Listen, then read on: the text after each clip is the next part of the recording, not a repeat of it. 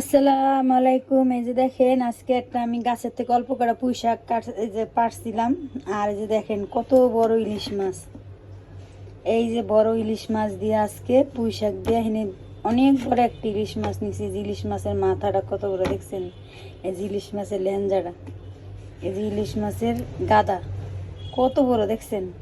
এই একটা বড় একটা ইলিশ মাছ নিয়ে নিছি, এত দামের মাছ, এত বড় একটা ইলিশ মাছ নিয়ে নিছি। এটা দিয়া এই যে দেখেন গাছের থেকে অল্প করে পুঁই শাক হয়েছিল, তো বাইরে আনছে ছাদের থেকে। তো এখন এটা দিয়ে ইলিশ মাছটা দিয়ে আর এটা দিয়ে আদা ভাঙ্গা করে সুন্দর করে চচ্চড়ি করব। কিভাবে করি দেখতে থাকি।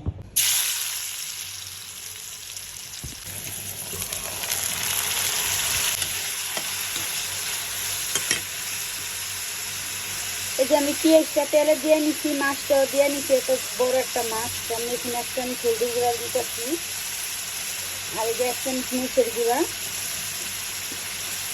আর হালকা একটু আদা বাটা। পুঁই শাক ইলিশ মাছে আদা বাটাটা না দেওয়াটাই ভালো, তো ইলিশ মাছের গ্রামটা হয় না। দুই উপকরণ দিয়ে সুন্দর মতো করে মাছটা ই করা যায়। তো আমি বেশি মশলা দিলাম না, অল্প মশলা দিলাম, পরিমাণ মতো লবণ দিয়ে নিলাম।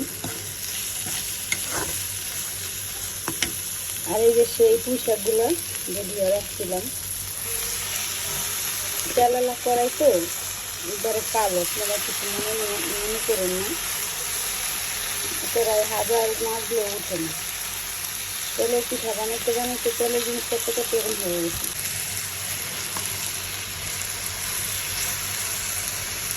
হালকা একটু কষে অল্প একটু পানি দিন না, তো বেশি পানি দিবেন না, বেশি পানি দিলে ভালো লাগবে না। এটা অল্প একটু পানি দিন, বেশি পানি দিব না, তাদের থেকে পানি বের হয়ে। এই যে দেখেন অল্প একটু পানি দিলাম। এই যে দেখেন গাছের দুটা বটবুড়ি, কত বড় বটবুড়ি আর কি সুন্দর মোটা দেখছেন। এই দুইটা বটবুড়ি হয়েছে, আর এই যে পুঁই শাকটু রান্না করলাম ওই পুঁই শাকটু হয়েছে।